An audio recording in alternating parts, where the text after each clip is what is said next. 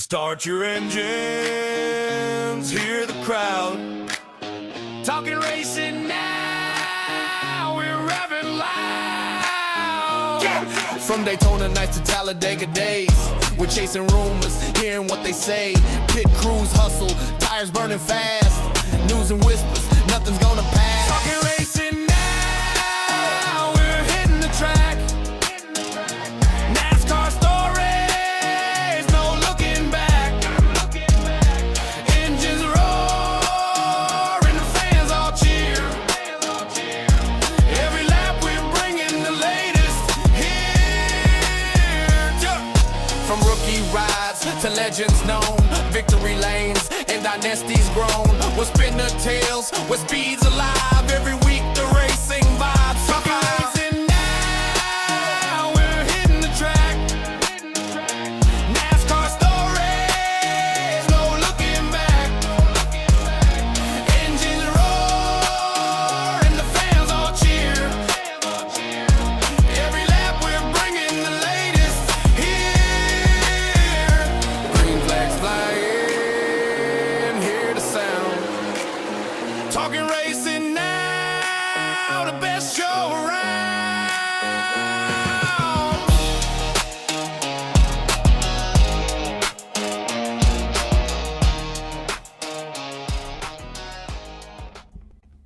It is Sunday morning for the next, I guess today's the last day, actually. We're not talking football unless you're talking the Hall of Fame game, but starting next Sunday. Well, actually this weekend, I guess, technically, preseason, but that's the reason we are now starting at 11 normally, but I had to back it up a little bit. I had some complications, but normally we'll be here 11 o'clock getting you ready for the NASCAR race, which is today, the Iowa Corn 350 powered by ethanol. I'm not sure I want my corn powered by ethanol, but hey, it is NASCAR, so we get it powered by the gas. Let's make it happen. That's right. Spencer O'Neill, thank you for tagging along today. How are you doing, sir? Doing well, man. What's the hat there? Is the hat anything? It's not new. I've worn it before, but it's Okay.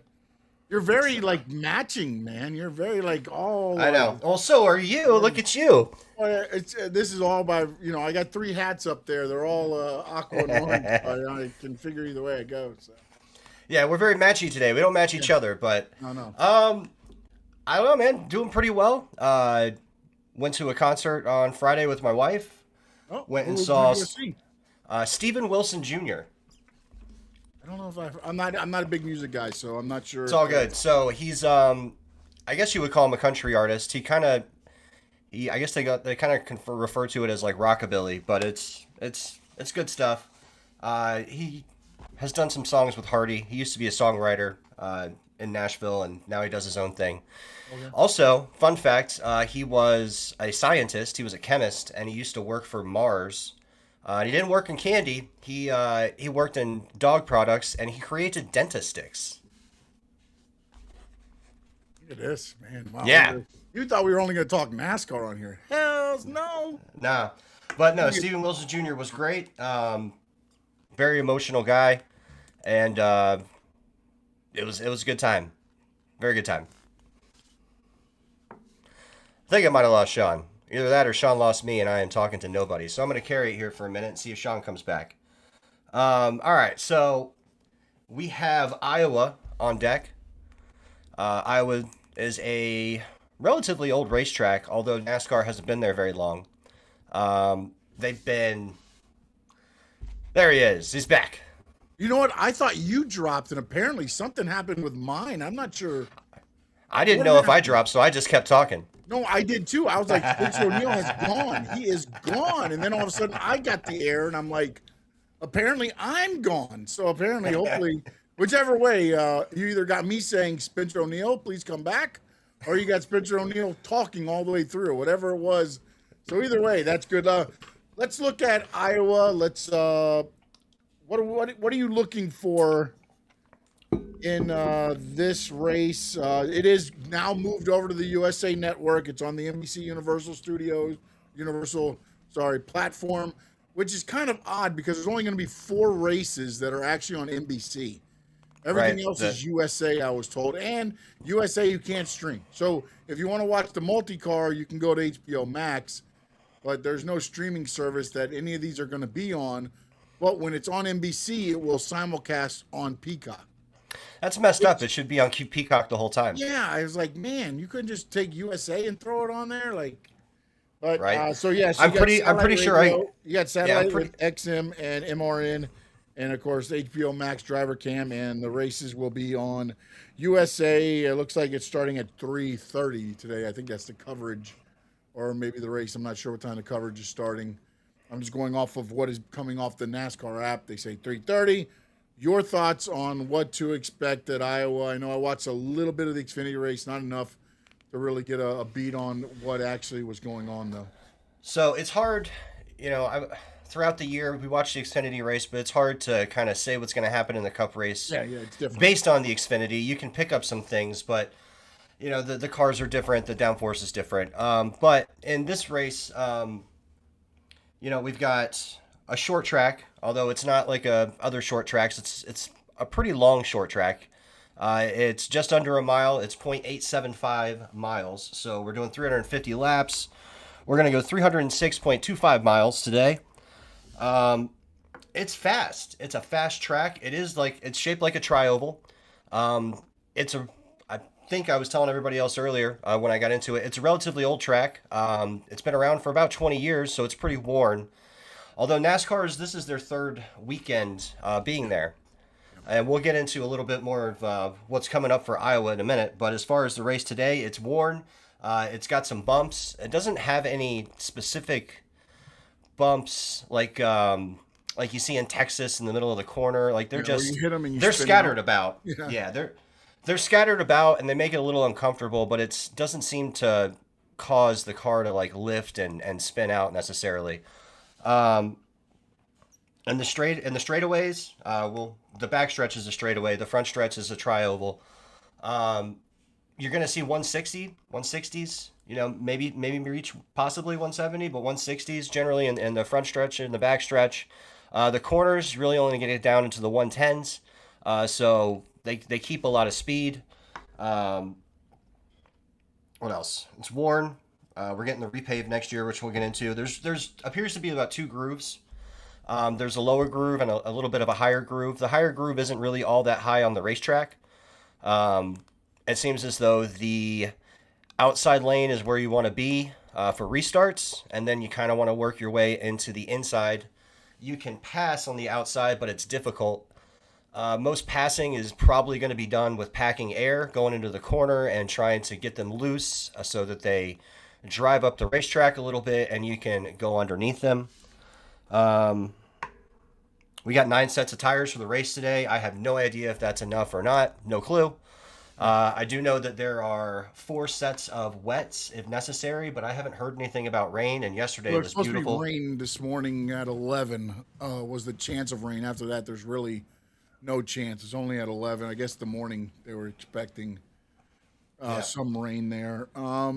Your thoughts on qualifying? It seemed all over the place. You got 3 Fords, 3 Toyotas, 4 Chevys in the top 10. Yeah. Connor Zilich is actually up in the top 10. He's slowly showing and progressing there with at least the qualifying efforts. Yep. Blaney, Larson, Logano, Kozlowski, Reddick, Gibbs, Dillon, Zilich, and Chastain, and Eric Jones, which is another name we've said, or you've said to keep an eye on as we start going. Your thoughts as far as qualifying? I mean, Denny Hamlin way down in, I think, 30th, 29th, 30th, somewhere down there. So he's going to have some work to do. Chase Elliott, I know he got some damage. He ended up 32nd. Bubba Wallace, 26th. So some guys that you would think, I guess, would qualify better down in the 20s. Yeah. From the back. Yeah. Last year's race winner, William Byron, I think was like 18th or 19th. Also, you notice through qualifying that besides the Penske cars, which were 1, 3, and then obviously my guy is 12th, the manufacturers are kind of distributed through qualifying also. You've got Penske up there. You have Hendrick up there. We've only got one, which is second with Kyle Larson. You got a couple of Gibbs guys with Ty Gibbs. Well, no, just one Gibbs guy. Sorry, with Ty Gibbs. Then you got 2311. 11, right. Then you've got Legacy. some You got all three some legacy. Toyota, three Toyota. The front row guys qualified pretty well. BK's up there at fourth, so you've got RFK in there. Yeah, even Spires at 11. So yeah, the speed seems to be distributed throughout the manufacturers and throughout the teams. It'll be interesting to see if some of those guys from the back that are the normal suspects can raise their way up. You expect a lot of passing at the restarts. The restarts are essential. It's not like Indianapolis essential, but also, it is I essential. wonder how many were set up for qualify, or how many just came in and said, "All right, we're going to be ready to race. We're not going to qualify well, but we'll be ready for a race." Right. Because I don't know. Is this an impound race, or how is this? Isn't an impound one, right? I don't even know what that means. They're means. able to work on their cars after the qualifying and all that stuff. Like, it's not.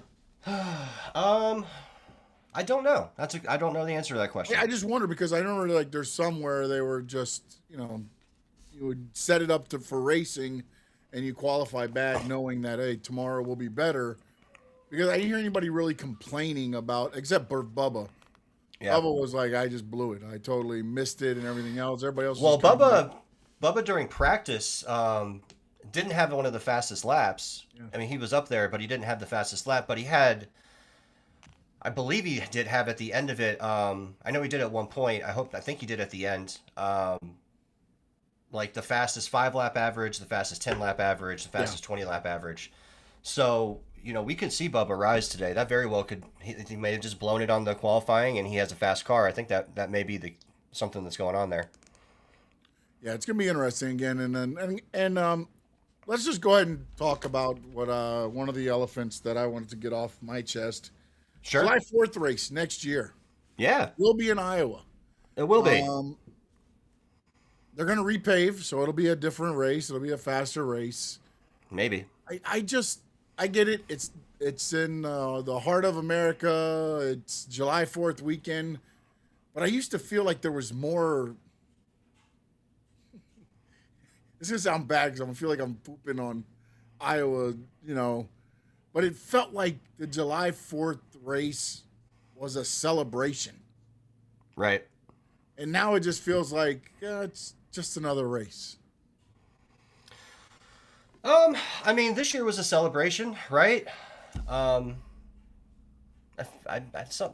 were we on July 4th? That was the week after San Diego. You don't remember. You remember? Yeah, maybe it wasn't. July 4th weekend races. You remember the Chicago Street Course July 4th races, and now that we're doing all this moving around, it's just another race. San Diego, the week before July 4th kind of muddied the waters. I don't even remember where it was after that. I have to look. They go to Chicagoland? Sonoma. No way. Did they go to Sonoma for July 4th? I think they might have gone to Chicagoland. I'd have to look at it. Either way, I don't remember where it was, actually, now that you say it. But that's what I'm getting at, though. It's like, yeah, maybe it means nothing anymore. It's not. All right, let me see here. I will say this: as far as Iowa, you're going to get a sold out crowd. I mean, they only but now we're doing it for the money, right? To make sure we get sold out crowds on July. Well, the seating capacity is only 45,000, so maybe they'll put some seats in for next year. That would be good. Maybe the 3 years of travel. Chicagoland was July 5th. Yeah. Maybe the multiple years of NASCAR being there will inject some money into it, and they can put some more seats in besides just the repave. I don't know. I haven't heard anything about them putting seats in though. So I know that they got 45,000 for today, so they did sell that out. Like when you go to Daytona, the July 4th race, generally they weren't selling that out anymore, but it is 150. So when you get 100,000, it looks empty, but it's not. Stretches, yeah. I mean, I understand that you can't after a while, but like I feel like with where NASCAR is now, they could probably go back to Daytona and sell it out for July 4th weekend. Yeah, they could. Where they're at right now, I think they could. So It's hot. That's the other thing too. I get it. I understand. I mean, But it's hot everywhere. but I It's just July. feel like I feel like again, the Clash used to mean something. Then you started like kind of, and it's the wrong word to use, but I'm going to use it. Pouring it out for money to go to some places, and it just felt like it was like, okay, all right, it's just a practice race.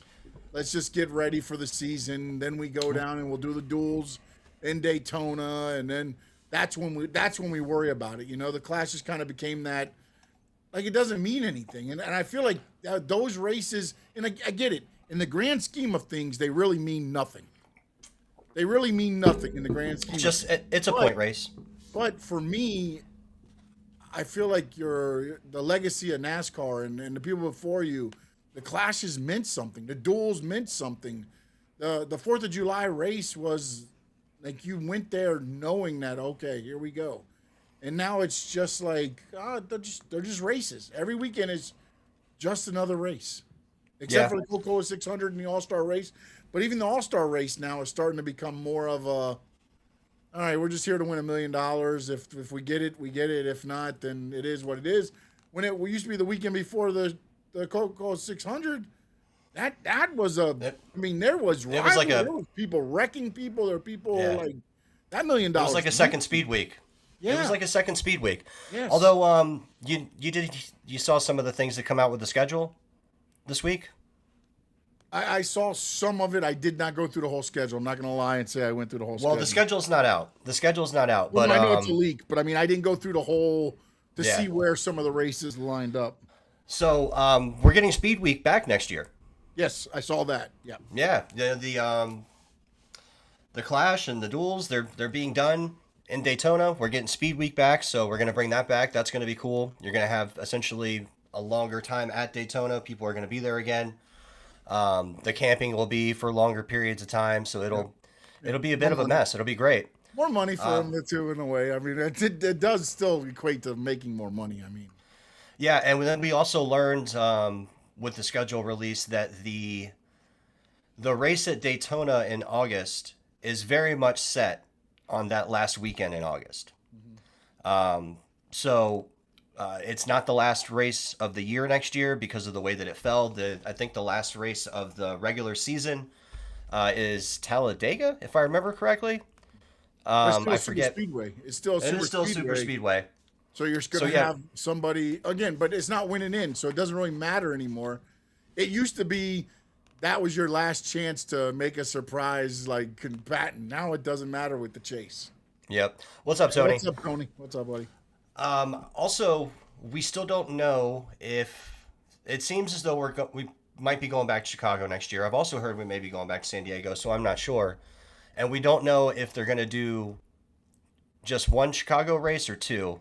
It does seem like there's not enough weekends kind of in the middle there, in the middle of the summer to do two, so I'm not sure that it'll probably be one or the other.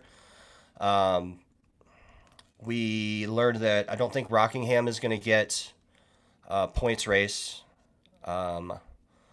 Dover's getting a points race back. That's coming back on the schedule as far as a points race.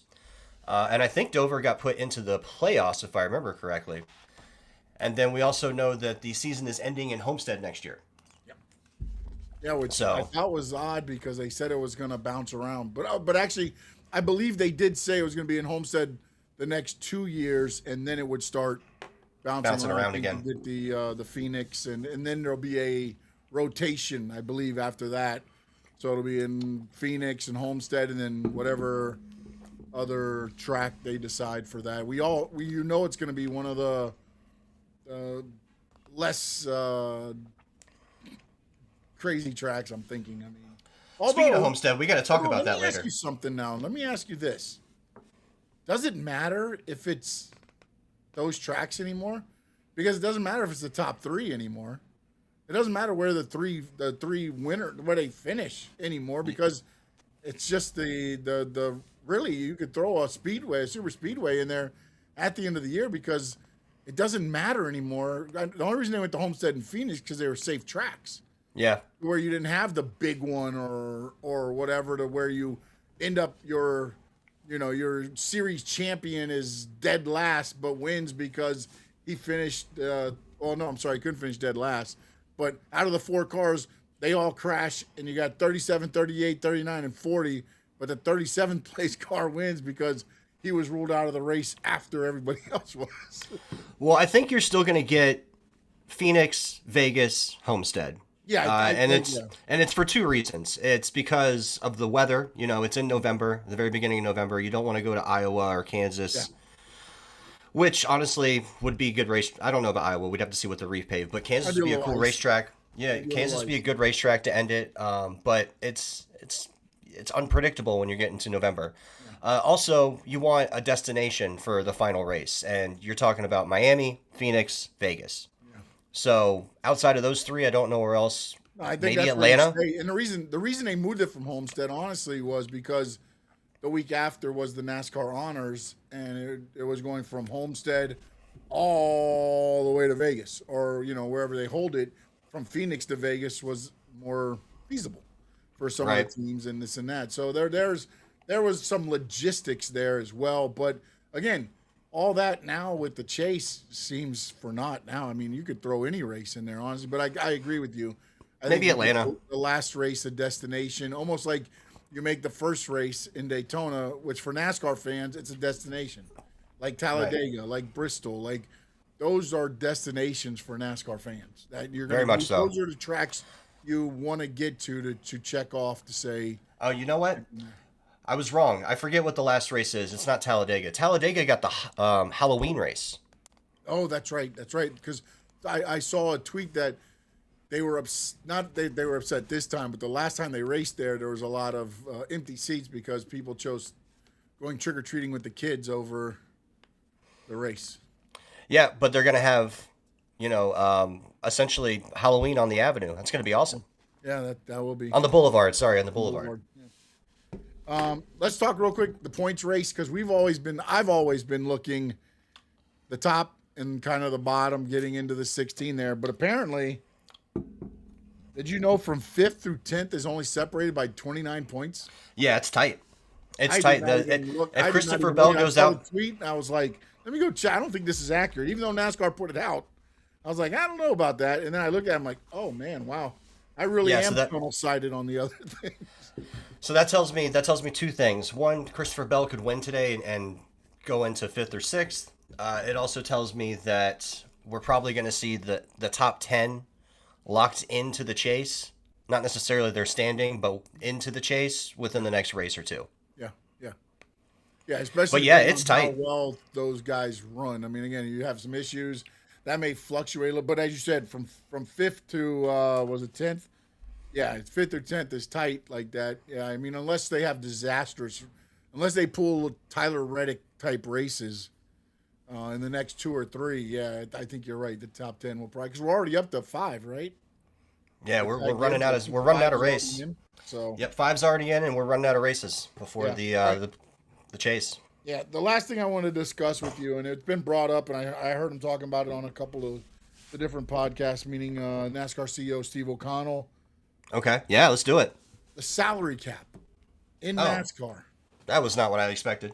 Oh, wait, what do you want? What are you thinking about? I thought you were going to talk about the change in the race. We'll do the stage thing at the end. You know what? Let's do the stage first. Let's do the stage first because that's happening. Yes. That's happening. The salary cap thing is a discussion of whatever. But, yes, you're right. The stage it's not what I want. It's not what I think. But apparently, look, it's better. If Denny gives the thumbs up, I'm giving the thumbs up, okay? But not still what I want. I mean, all you're doing is saying, okay, now we're going to end it within the 10 laps. You're ending the stage, and you're still going to run another 4 or 5 laps anyway. So I don't understand. Now you're just going to start where you should have started if you didn't run 600 caution laps. So, yeah, what it's saying is essentially that if you get a caution within the final 10 laps of the stage, that caution is going to count, whether it ends the stage or not, as the stage break. Yes. So essentially, once they go back green, they're not going to stop again. They're just going to keep going. Until the next stage break. Until the next stage break, which is why we don't need the which stage today, breaks. I know, but today it's the stages are at 70 and 210. So if we get a stage break at lap 65, we're not stopping again until 210. Yeah. Well, we're not stopping by NASCAR. Yeah, Right. we may We're go not. with caution, but yeah. I mean, again, man, I It's think better. it's better, but it's like, why not just say, because they can't admit that they are wrong, like they can't admit it. They just got to slowly do this and be like, well, we're gonna do this now, and then what? They're gonna go through it and be like, well, it was a good step in the right direction, but I think we need to do more. And then, okay, now we got it. Like, I mean, This is how things go. Little victories. What can we do right now? Right. Well, what they can do right now is they can satisfy their sponsors, satisfy their advertising people, and they can just do the stage break earlier and then not have to essentially do it twice. And we get a lot of cautions at the end of stages yeah, no, true. because people are on old tires, they're getting loose, they're actually running for something sometimes, and mistakes happen. They need to Racing focus happens. and get into things. So I haven't heard about the salary cap thing. You got to inform me. Well, I have zero clue. Again, this was talked about on Sports Kita. Take it for what it is. But he was asked about it, and he stated that it's something that they'd have to look into. And they took kind of his words and made it into an article. But basically what he said was it would improve the competitive balance. I don't think he used the word. This is what Sports Kita, this is the tweet that was sent out that I was like, let's discuss. I don't think it's happening, but let's discuss because it'd be interesting. NASCAR CEO Steve O'Donnell says the salary cap is being considered as the sport looks to improve competitive balance and prevent the big three organizations from winning every race. So it sounds hate to tell me. you right now, but the big three hasn't been winning every race. Yeah, no, they haven't. No, I mean, that's the part where I was like, but I do find it interesting to say, because my understanding was, at least what he said on a podcast, and again, I saw a clip, so I didn't watch the whole podcast, so they may have clipped it perfectly to make it sound the way they want it to sound.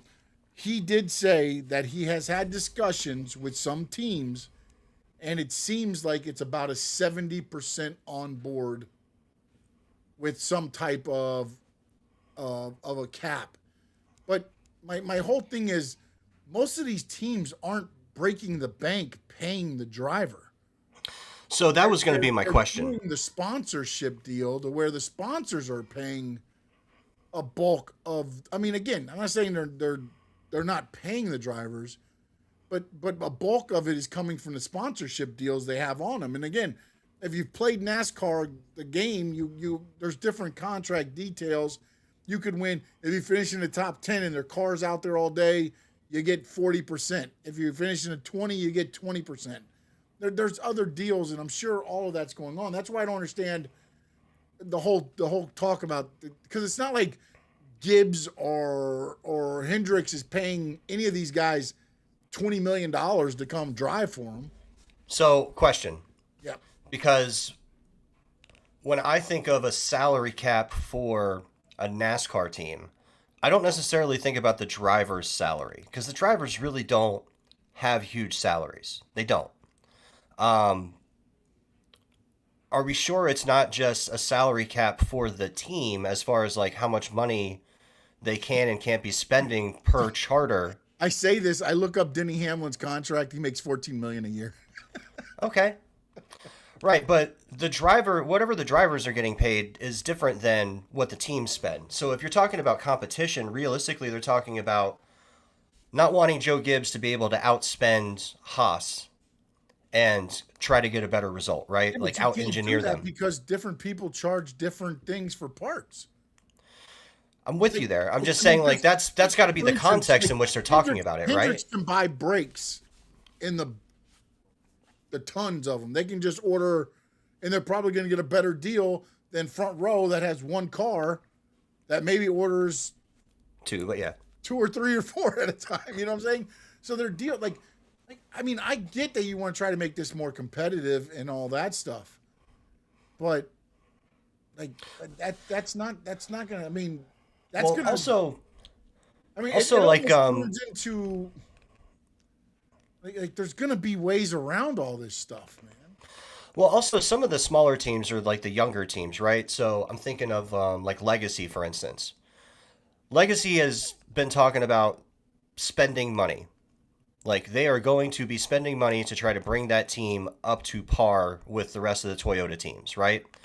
So if you put a salary cap on them, are you inhibiting them from progressing to try to catch up? And do you Well, no, create... because you'd be hurting Gibbs and them. Say you put a contract and they're spending more, now they have to spend less. Yeah, that's true. They would have to spend less, and But that may again, cause them to lose some employees. Like, I don't know how it would happen. And then what product are you putting out there as a race? Like, what are we doing? Like, I don't look. I get it in contracted sports where you're putting a salary cap on how much you can pay a player. Right. There's no way you can put on a cap on how much you can spend on a car. Because then you're going to get these guys taking, I'm going to go and find the cheapest one. And then you're putting all this faulty thing and you got 3 cars running at the end of the race because everybody went for the cheaper thing because of the salary cap. Like, because you're going to make money whether you got a salary cap on there or not. It's not like, again, this is where I go back to the whole thing to where most teams own their stadiums in salary cap sports. So they're making money from the whatever, the sale, ticket sales, the this, the that. That's not happening in that. So unless you're going to do that and give the teams another avenue of revenue, I can't see that NASCAR is going to be like, okay, we took a step in the right direction for the teams this year. Now we're going to saddle you with this the next year or in a couple years and be like, okay, now you're back in the same boat. But hey, you get your charters. But well, I guess now it would also depend on what the salary cap is, though, right? Yeah, but I mean, how do you put a price on a car, manufacturing? Like, I don't understand how you can. Well, that's why they went to this car to begin with, was to try to even things out between the teams as far as like standardizing. And you still got teams that cut the edges and find and again, it's also that's always going to happen. Yeah, but it's also on the cars and the manufacturers and everybody doing this stuff because everybody's looking for the edge. Yes. So you're ultimately going to get to a point to where, okay, you put a salary cap, how safe are the cars going to be able to be? Right, but if you are out there and you've got lesser parts because you had to save money, then because you spent too much money on this race or that race, then you're making decisions about the allocation of your resources. You have to give some places and take some others. I mean, then you're damaging your sport, though. Maybe. NASCAR cannot sit there and have a race where you got 15 cars with faulty equipment and expect somebody to watch it. Right. Like, I mean, but also NASCAR teams have also been complaining about the cost of running the teams and then the sponsorships not being able to provide for it, and because how it's not really a business. Might not finish. I mean, think about this though. Think about this, Spencer. When you sponsor a car, you think you're sponsoring, say, Kyle Larson. I'll put a big investment into Kyle Larson because I feel Kyle Larson's going to be out there for 350 laps, and I'm going to give that money for that race. And he goes out in lap 10. I don't get a discount as a sponsor and be like, well, you know what? He only finished 10 of the 350, so here's your other sponsorship money back. No. Yeah, you don't have to pay the incentive, but that's about it. And now you're going to expect teams, if they're and again, I'm not saying this is going to happen, but all of a sudden now you start doing shabby equipment because you want to save a buck, and now you're not finishing races. How do you go to somebody and say, hey, we need $15 million for you to sponsor these races? Or are you going to be able to finish these races? Because I've watched your car, and it hasn't been doing well. I think it's going to create more of sponsorship issues, and what's going to happen is the teams that can afford it already will be higher echelon, and then they'll make the extra money with the sponsorship money, which is going to spread it further apart than what we are now. Well, they'll make extra money, meaning they'll have money in their pocket. Like the owner of the team would have money in his pocket because there would be a salary cap. Because there would be a salary cap that would prevent spending over a certain amount. So what it does is it makes it gives the owners a benchmark for how much money they need to bring in so they can actually be profitable, and not a rolling number. And I'm not trying to defend it. I don't even know if that's what it is. It might be a driver salary cap, but just playing devil's advocate here. No, I think your way actually makes a lot more. I mean, all combined into one. The number 11 team you can spend $300 million a year on the number 11 team, $300 million a year on the 12 team or the 19. So I get that. I think that actually does better. I was thinking short term because I was trying to compare it to the sports we have salary caps in now, because this is totally different. Right. Because in those teams, you're only paying the players, and that's your salary cap. Right. And here, you're paying players, or drivers, crew, the coach, the everything else. The engineers. You got to pay for the shop. You got to pay for the parts. You got to pay for everything. Yeah. It's going to be interesting to see, because I don't know what that price tag would be. I don't know either. That's way outside of our because knowledge. Then it's like, okay, well, guys, we only that's got a Denny $10. question. We've only got $10 left. Okay, that'll be the gas guy. Like, yeah, what do we do here? Yeah, that's a Denny question, right? Like, yeah, no, it's going to be interesting, because it did throw me a little bit, because I was thinking just driver. So let me make one more point, and then we'll move on. The charter system, right? The charter system became permanent charters. Yes. So when that happened, part of what we talked about was teams being able to bring in investors as like maybe part-time owners, but bringing in outside investment. Yeah, which is what Legacy has done to the T. I mean, right. I don't know how much, with Darius Rucker, I don't know if right? each person's giving $5 or $5 million. I don't know what each person's doing, but they've got a ton of people on that. Right. And if you're talking to your investors about how this investment is going to be a profitable investment, and you can't tell them what you're going to spend, and the spend number is up and down, it's harder for the investor to decide to make that investment when they don't know. If there's a cap, they know, okay, you can only spend this much, right? So we know that this team needs to bring in this amount of money in order for this investment to be profitable and me to get something back. But when that number is rolling, it makes it less clear, and it makes investment more difficult. So this may be something where owners are coming to NASCAR and saying, we need a salary cap because we're having conversations with outside investors and they're telling us no because of this reason. I mean, I can understand that, but then can't you just put a number? If you're a team and last year we spent $3 million, this year we're going to have to spend $5 million. You've got a number that I mean, it's not like, yeah, you have an obligation. A number there to navigate it. I mean, because even if you put a thing on that, like, okay, so you put the number, say it's $200 million for each team. You still got to go and say, okay, what race are we putting? I mean, actually, no, it's worse than that, because you got to get a driver for the whole year, a crew for the whole year, an engineer for the whole year, the crew chief for the whole year. And those contracts have to be signed at the beginning of the year so that they're included into the salary cap. On the cars, because it can't be a free-for-all back at the shop. You're going to have this contract, and this contract working on that car, because now it's all in one.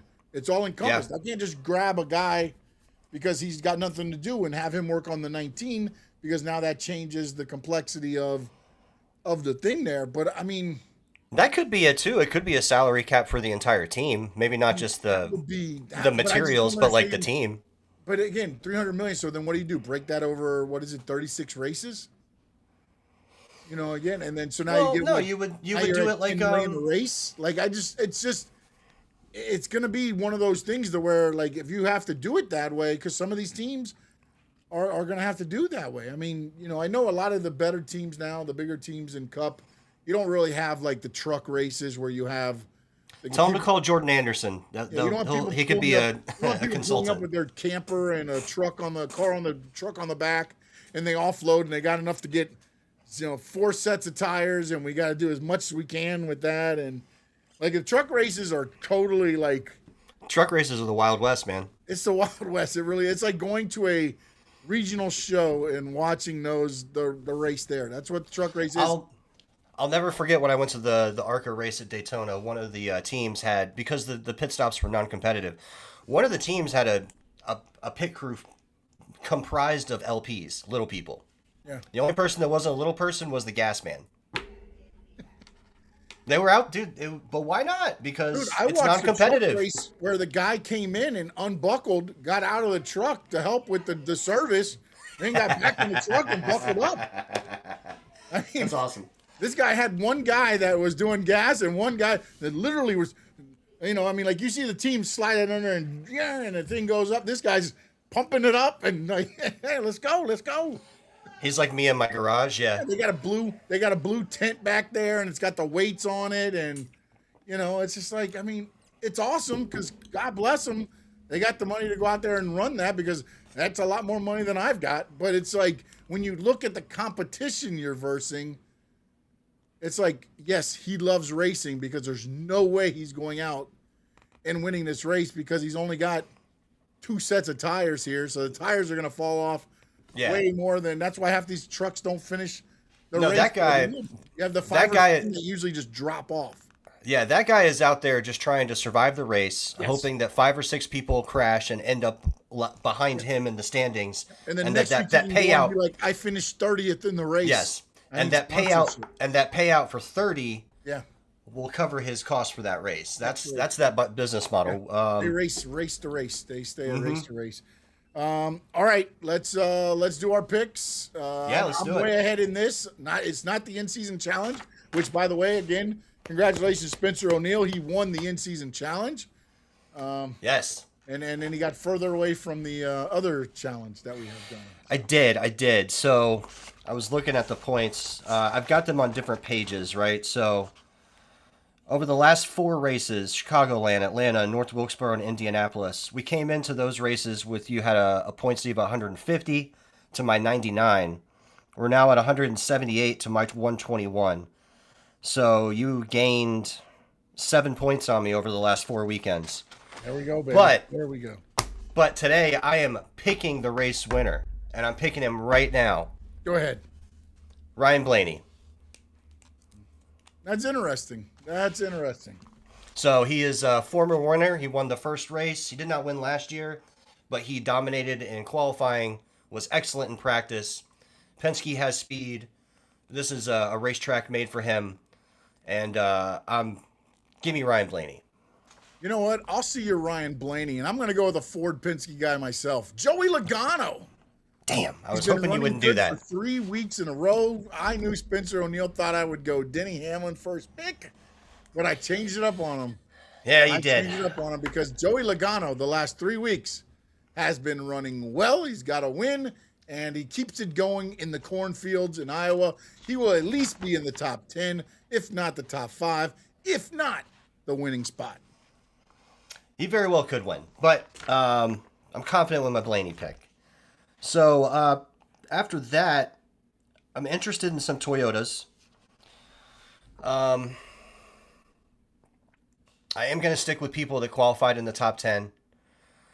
So I'm looking at a Tyler Reddick or a Ty Gibbs. And Tyler Reddick has just done nothing but let me down. And you know what? It'll probably be a situation where he fools me. Haha. But I'm going to go with Ty Gibbs. That is pretty interesting.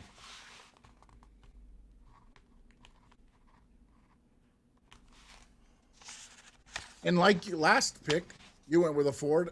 I went with a Ford. You went with a Toyota. I'm going to go with a Toyota here. I'm going to go with somebody who finished second at Iowa last year. Led 81 laps. 4 top 5s in the last 5 races. Might not qualified well. Chase Briscoe. I'm taking you. Okay. Give him to me. Where is he starting today? Way back in the back. Okay. Still, Briscoe has momentum. Let me see here. Hold on a minute. I'm going to the lineup. And he is 20th. But again, him and his crew chief, they do that strategy very well. Yes. So for my third pick, was thinking about Kyle Larson. He qualified second. He's the top Chevy. It's a Hendricks car. The Hendricks didn't qualify well except for him. But it's hard to pick Kyle Larson because it just hasn't been what we expect. Even though the man won the championship last year. It doesn't feel like he is the defending champion, you know? And he won the championship without winning races. Yes. Which is fine. And he won earlier in the season last year, but it's been over a full year since he's won a race, and I'm not ready to jump on board. But my other two thoughts as far as picks aren't really much better. So BK, qualified fourth, will sometimes surprise you, but has just continued with the habit of finding problems. And I like Bubba here. I liked the way he practiced. I like him on short tracks. I think of him as a short track racer and as someone that does well in the draft. This obviously isn't a draft situation, but this is a fast short track. I know the qualifying didn't turn out well, and I know that he's way back in the pack, and it's hard to get yourself out of the dog pound, as we heard it called. And I want to talk to you about that. But I'm gonna do it. I'm gonna make the mistake. I'm gonna let him hurt me again. And maybe he won't. I'm going to go with Bubba Wallace. Nice. I look at this race, and tire management is one. Pit strategy, one. Fuel strategy, another.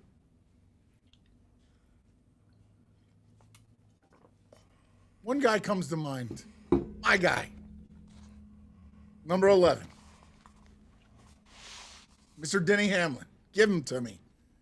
Because he comes through again. I think he's going to get there's going to be a late gamble, and I think it's going to pay off in the long run because he's got nothing to lose. You got nothing to lose at this point. I mean, what are you going to do? You're not going to fall back. I mean, in 4 races, maybe you lose some, but unless you like finish dead last in every race and don't finish a stage where you can get no stage points, yeah, you're pretty safe. You're in the chase. Now, how far down you fall or whatever. So I think you can take that gamble. They're the one team that can take the gamble, and they will. And I think it'll be my 1, 2, 3 today. Denny Hamlin, Joey Logano, Chase Briscoe. That's how the race will end. Only because Denny Hamlin's my favorite driver. Well, if that happens, this point lead may become insurmountable. But we'll see what happens. So before we go, yeah, I was watching Actions Detrimental, and Denny wasn't there. It was during the week off, and it was Todd Gilliland and Connor Zilic, right? Oh, look at him letting Todd Gilly for a millie get some podcast time. Yeah, so he was up there. He was in the main seat. He was in Denny's seat, and then Connor was on the other side, and they had I think the guy's name is Jared in the middle, kind of conducting the show from the middle there, and they have a nickname for the field between like 25 and 35. Okay. And they call it the dog pound. It's awesome. So essentially it's just a bunch of dogs in there. They're always racing. It's wild in the back. We know that because of what happens with these cars in dirty air.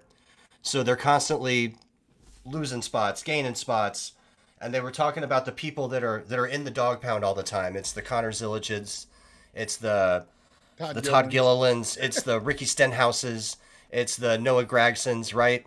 It's a lot of people with some personality. Zane Smith, although Zane Smith has been racing his way towards the front. Well up there. Yeah, he's been racing well. So it's always the same usual suspects. Generally, there's some people that'll come hang out for a little bit, but they'll be gone. I would expect you probably see that from Denny Hamlin today. He's in the dog pound, but I don't know that he's going to stay there. Bubba Wallace is in the dog pound. I hope he doesn't stay there because I just picked him.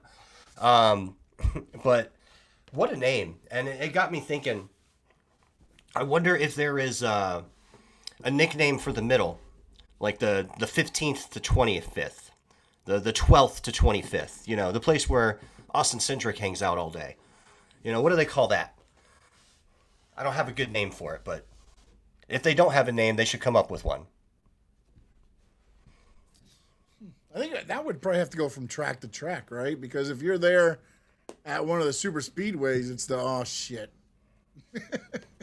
It's that area, right? I mean, it's like yeah. Like I'm glad I'm up toward the front, I guess, but I'm not where I want to be because if a wreck happens, I'm right in the middle. Yeah. The mid. I mean, I don't know if they... The danger zone, maybe? It could be, I guess, yeah, the danger zone. But to me, that would be like 10 to 25 would be the danger zone. I know 25 Yeah. to whatever, like that's The dog danger pound. zone, because you're not up there in front enough and you're right where everybody will make that crazy move. And if Hurricane Hocevar's in there, it's coming. Yes. Yes, he is. So I'm expecting some drama with Hocevar today. I hope so. It's a tight racetrack. ethanol will get thrown on that in the Iowa Corn 350. I love it. I love the names, man. I love the NASCAR race names. It's the greatest thing ever. The young kids, they are they're really stepping out and they're doing a good job at promoting NASCAR and trying to make it their their sport, their character. But they've also got some of the old school in them, right? Like they're all educated on it. They all know about it. They're old enough to have seen some of it, like the remnants of it. They've seen Jeff Gordon. They've seen Rusty Wallace. Not for long, but they've seen it. They really grew up with Denny Hamlin and Brad Keselowski and Tony Stewart. So there's something there. I like what they're doing. I like it as well.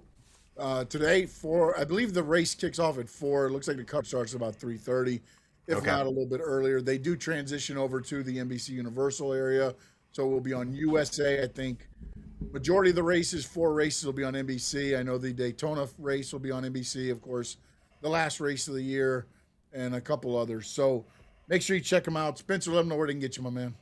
Absolutely. You can find me on X at NoldOut87. You can see me here on Talkin Racing Now with the great Sean Stanley. If you're watching this on X, please jump over to YouTube.